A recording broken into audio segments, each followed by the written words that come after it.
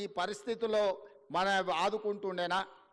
ఇవాళ మీరు ఆలోచన చేయండి. అద్భుతమైన నిర్మాణాలు ఆనాడు కట్టిన ఇంజనీర్లు, ఉస్మానియా యూనివర్సిటీ కావచ్చు, లేకపోతే హైకోర్టు కావచ్చు, ఉస్మానియా హాస్పిటల్ కావచ్చు, ఈరోజు నడుస్తున్న అసెంబ్లీ కావచ్చు, ఇట్లా చెప్పుకుంటూ వెళ్తే హైదరాబాదులో అద్భుతమైన నిర్మాణాలు ఏవైతున్నాయో ఈ హైదరాబాద్కి ఒక చారిత్రాత్మకమైన కట్టడాలను అందించి వందల సంవత్సరాలు ఈ కాలాన్ని తట్టుకొని నిలబడ్డ చార్మినార్ లాంటివి ఇంజనీర్లు కట్టబట్టి నాణ్యత ఉండబట్టే ఇవాళ అవన్నీ ఉన్నాయి.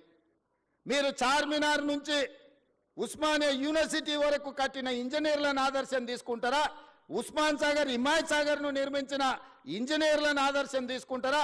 నాగార్జున సాగర్, శ్రీశైలం, శ్రీరామ్ సాగర్ కట్టిన ఇంజనీర్లను ఆదర్శంగా తీసుకుంటారా? నిజాం సాగర్ను కట్టిన ఇంజనీర్లను ఆదర్శంగా తీసుకుంటారా? నిజాం షుగర్ నిర్మించిన ఇంజనీర్లను ఆదర్శంగా తీసుకుంటారా? లేకపోతే కాళేశ్వరం కట్టిన వాళ్ళని ఆదర్శంగా తీసుకుంటారా? మీరు ఆలోచన చెయ్యండి. ఈ ప్రభుత్వం వచ్చినాక గత 10 ఏళ్లలో నిర్మించినాయి ఏవైనా సరే ఎక్కడికైనా వెళ్దాం. ఇవాళ మాటలు మాట్లాడుతున్న మంత్రులకు నేను సూటిగా సవాలు విసురుతున్నా. మీరు కట్టిన డబుల్ బెడ్రూమ్ ఇండ్ల దగ్గరికి పోదామా? మీరు వేసిన రోడ్ల దగ్గరికి పోదామా? మీరు నిర్మించిన అమరవీరుల స్తూపం దగ్గరికి వెళ్దామా? ఈరోజు మేము కూర్చుంటున్న సచివాలయానికి మీరు వస్తారా? లేకపోతే 1,00,000 కోట్లు ఇప్పటికే కాంట్రాక్టర్లకు బిల్లులు చెల్లించిన కాళేశ్వరం, మేడిగడ్డ, సుందిల, అన్నారం బ్యారేజ్ల దగ్గరికి వెళ్దామా? మీరే కడితిరి, మీరే మింగుతిరి, మీరు ఉండగానే కూలిపాయి.